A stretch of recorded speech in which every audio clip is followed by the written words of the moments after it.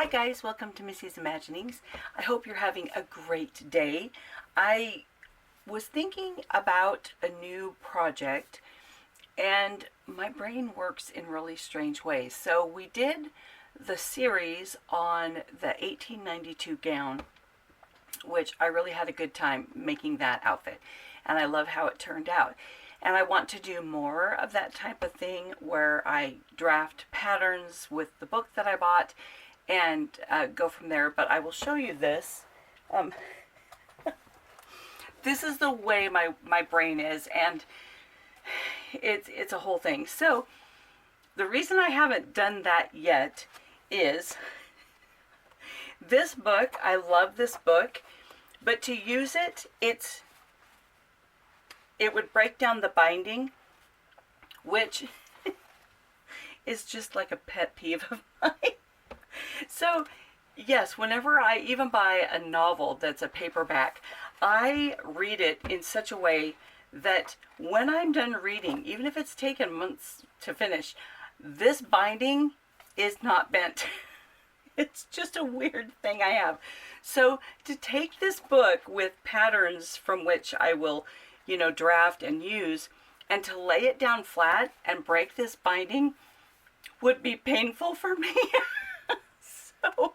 So what I want to do is, I know there's some places that do like copies and binding and stuff like that, and I want to take and have them do a machined shear on the edge and then spiral bound this book so that I can access whatever pattern I want simply by flipping the book around on the spiral binding. Because to do it like this, I know it's weird. I know, I'm sorry, but I can't do it yet. I just can't. And like to access one page with the light table, you'd have to do it two ways, and I don't want to cut anything out because they get cut out crooked, and I have this whole thing. So I don't know why. I don't know what that's called, but it's just my brain. So that's why I haven't done that project yet. And so I need to get that in. And then with my work schedule, sometimes after work, I just don't feel like going into town and going to the printer shop or whatever. So it's not done yet, but that will be coming. And that's the reason why you haven't seen it yet. So in the meantime, I was talking with my daughter and I said, so we did the big project, and then we did the jacket last time, which was a lot of fun. And it was like a shorter, instant, use a pattern we have, cut it out, and put it together, which was what my brain needed. And it was a lot of fun. And I really like how this turned out. So then I'm thinking, so what do I want to do next? And she was giving out a bunch of ideas that were a lot of fun. And one of them that stuck with me is this idea of theme park bounding. And I'm trying to be careful here because I don't want any, glitches in the video, like copyright things. So we're going to call it theme park bounding. It's usually specific to one big one, but she was telling me about, and I didn't know this was a thing, how people can find modern day wear that will reflect a certain theme or character that you really love, so that when you go to a park to have a really fun day, it will be easily identifiable what character you love. And so I thought, well, that's kind of a fun idea. And I wanted to make it also a project where we can see, kind of the same way we did with this, how just the choices of fabric and maybe the particular line of a cut that you choose can make one kind of general pattern be used in several different ways. So I thought, what kind of pieces would I want in a collection for theme park bounding? So I have a list of pieces, some that I've done before that are in different pattern sets, and some that would be kind of new. And it'd be similar to what we did with like this hand box set. So we did 7 outfits of different style handbox that the fellas used during a performance. And to make the entire collection, I didn't want it to be totally cookie cutter. So some of the handbox are a long jacket with a plain sleeve, some have a cuff. Some pieces are a long vest, others are a short sleeved long handbox that's not as long as the coat. Some of the pants are pleated, some of the pants have a paper bag waist, some of the pants are more of like a harem cut. So there's a lot of variety in the pieces that you can use, and we did it all as one collection. So that's similar to what I want to do with this. Some of the pieces will be drawn from other patterns that are already done and posted on the website, and then some will be new. And these are the pieces I thought we could include. So first of all, just a plain basic t-shirt, which is always a good idea. Then an oversized t-shirt with like a ruffle at the bottom, which is a cute look. And so it's a little bit longer of a t-shirt, and then the ruffle comes down. And this would be for a female at this point. So then I thought about a hoodie, because a hoodie is always a good idea and very basic. And then I thought for like the lower garments, we could do a pair of leggings, and then also a wide leg pant, because a wide leg pant can always be cut more narrow, and you can alter the way it looks by either rolling it up or putting elastic in the bottom. So it gives a variety of looks with a wide leg pant. Then I thought we could do some socks, because socks are always good, probably in a couple lengths.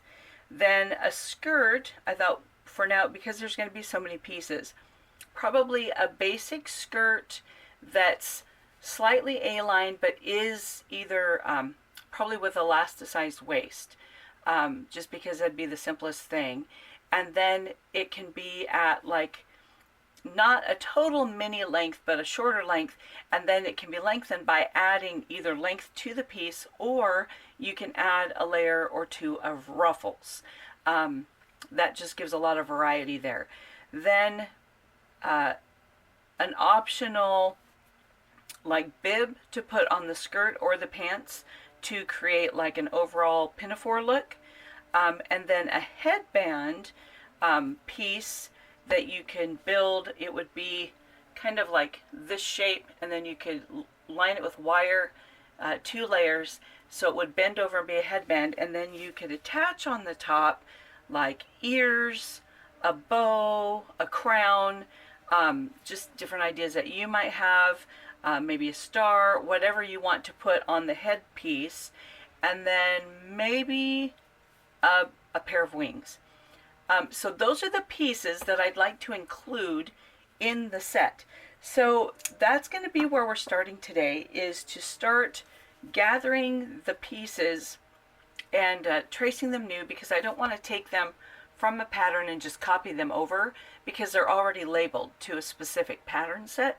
So I will have to like retrace them, and then if there's any slight changes or alterations, I will do that as I'm drafting this set. So there will be some drafting work involved. So that's what I want to work on. And then I thought we could do a couple different outfits using some of these pieces with some different choices of fabrics to kind of illustrate how easily you can go from one type of character to another using the pieces in the set to create a look that you want. The ones that come to my brain are, of course, one that is in light blues and whites and snowflakes and kind of an icy, sparkly look. And then the other one would be the primary red, blue, and yellow, some apples, and some black accents, and so maybe you could see where that would be going. So I thought it'd be a fun thing to do. Oh, and then also I was going to do pieces for like a backpack, because if you're going to go to a park and you need to take your water and your wallet and your camera or your phone or Kleenex and I don't know, whatever things you need for the day.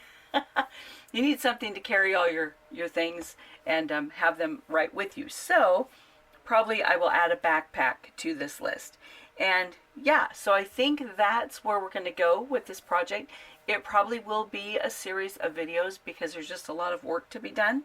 But if that sounds interesting and you'd like to come along, then that's going to be what we do. Well, after a while of drawing, I didn't film a lot of it because it just kind of gets really boring and repetitive. And with the light table on, you really couldn't see it anyway. So it ended up being 20 pages of pattern pieces. And I got all the things mentioned or all the things done that we mentioned earlier. And I did add one button-up Peter Pan collar blouse. And I added a pair of like bloomers / shorts to what we had mentioned before. So next, now that I have all these drawn out, there's all the pieces are ready. And now I just have to go ahead and do the marker on these pieces. I love seeing things look like just a white piece of paper and then the marking is done.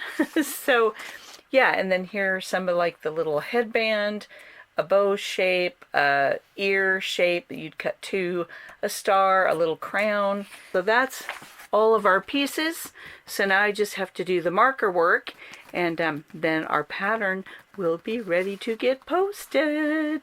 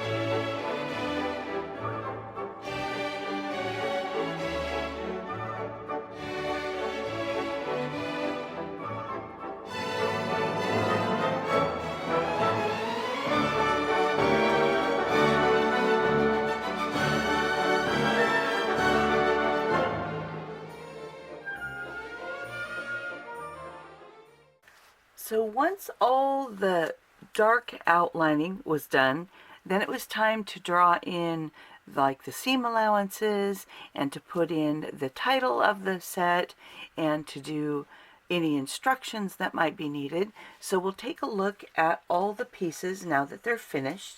So we'll start out with the hoodie top because it has the fun little decorative pieces and the headband. So this piece I would cut out two and then lay in a wire around the edge and then just sew that in so that it will bend into a curve. And then there's just a pattern if you want to use like a felt or, you know, to make like a fabric item. But of course you can, you know, put anything on the headband that you like that would pertain to the theme park character of choice. So these are for the headband, and then we have the hood for the hoodie. It's kind of a large oversized hoodie. So this is the front of the hoodie. Then we have the back of the hoodie, which would have a seam. And I've discovered that when I'm doing pullover hoodies, I like to leave the back open from here up to the neck edge.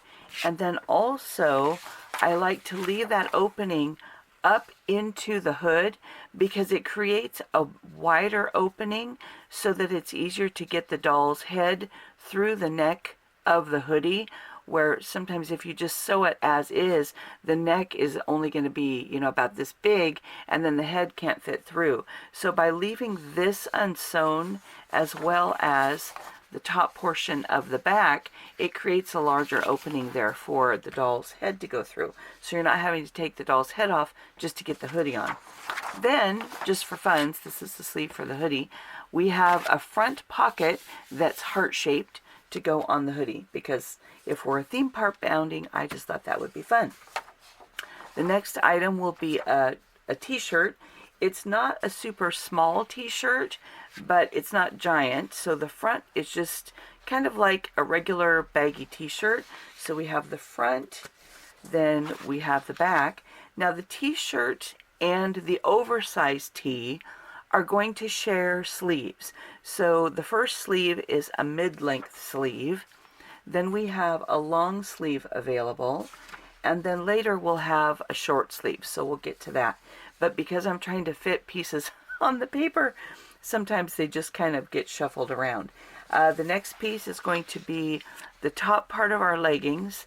This is the lower part of the pant. And then we also have a cuff for the sleeve of the hoodie. Then on the pant, this piece will also start off with a piece of the skirt. Now the skirt I did in just two little pieces that are slightly A-lined, and if you want a more narrow skirt, there's instructions, but if you want a fuller skirt, you can just cut out more panels and add more panels to have the fullness that you like. On the leggings and the pants, we have one piece for the leggings and one for the pant. And so this will serve as the front and the back. This will serve as the front and the back. So you'd cut 4 and you'd cut 4. Another option is for the pant. We talked how it's going to be a little bit wider leg. You can also make that a little more narrow, or another option is to cut your fabric here for like a capri length, or if you want the full length pant, then you can assemble the length of that leg. So it just gives some more options. The same goes on the leggings. All you have to do, like if you want a biker short, instead of cutting the full length, just cut here. So there's just lots of options for whatever particular design that you're wanting to achieve with these same pieces. The next piece comes in here. We have the end of the leggings, and here is the short sleeve option for the t-shirts. Then on the oversized shirt, there's an option to add some ruffles. So this piece is a ruffle for the short sleeve if you want to have a ruffle on the sleeve. Then we're going to take a look at our oversized tee, which is large and long and baggy. So this is the front of that oversized tee. Then we have the skirt front piece, as well as the back of the oversized t-shirt. Then we have a ruffle for the bottom of the oversized t-shirt. So it's not too frilly, but as you can see here, it's long enough that it extends a little bit from the hem of the oversized tee. And so, oh, let's get that in the camera. Sorry about there. So it extends from here all the way out to here. So you just gather that to fit. You'd cut one for the front and the back. So that would give you that oversized t-shirt with the ruffle on the bottom. Then we have a long stocking that can add this piece for a thigh-high stocking, as well as a short cuff stocking. Next we have the Peter Pan collar blouse. So this has the front facing actually attached to the front. I'm sorry, my voice is so awful. And this is a fold line that would give you the clean finished edge on the front. And then we have a back facing, we have the collar for that shirt, and then a dart to make it more fitted. Then the back can also have more fitting available if you want to input the darts. If you wanted a looser shirt, just forego the darts. Then we have, let's see, we have a pinafore coming. So if you wanted to add a pinafore to the skirt or to the pants, then this is the piece for that. There's also a front pocket piece that would go across the front, and seam lines to create pockets on, or sections of that front pocket. Then we have the strap for the pinafore. Then we'll come back to that piece in a minute. Then we have a one piece that you'd cut to create a flared short, or by putting elastic here, you could have bloomers. It's just got a casing for an elastic waist. Then we have our little backpack pattern, and for the backpack, there's also the straps for the back of the backpack. And this backpack has this is just one side, but by cutting it this way, you would take this edge and fold it backwards to attach it on the front side of your side on this edge. But then this is where the fold would be to tuck in when you bring the front up and sew it in, so that you would actually have a side pocket by doing this. There's also a pocket piece to go on the front of the backpack, and it would have a wider edge here than the top, so that you could make a casing and create a drawstring opening for the top edge, and then the flap would go over. So this is our little backpack. Then to finish off our outfit for our bounding is a set of wings. And this set has been in the actual pattern. It's been flipped so that you can have, you know, both sides, obviously. So we have the top wing and a bottom wing option to create a real nice flutterby wing or fairy wing for possible theme park bounding, if you like that type of wing. So that's all our pieces for the theme park bounding set. I am kind of happy with the collection thus far. I think it provides a lot of options for being creative and coming up with a lot of different looks. Also, the couple accessories and then the little headband option just gives a little bit of opportunity to kind of zhuzh it up and have that personal flair for your favorite character. So in our next video, we're going to take a look at choosing patterns, or patterns on fabric, I should say, to choosing fabrics so we can get started on making the two outfits we want to create. So until next time, bye!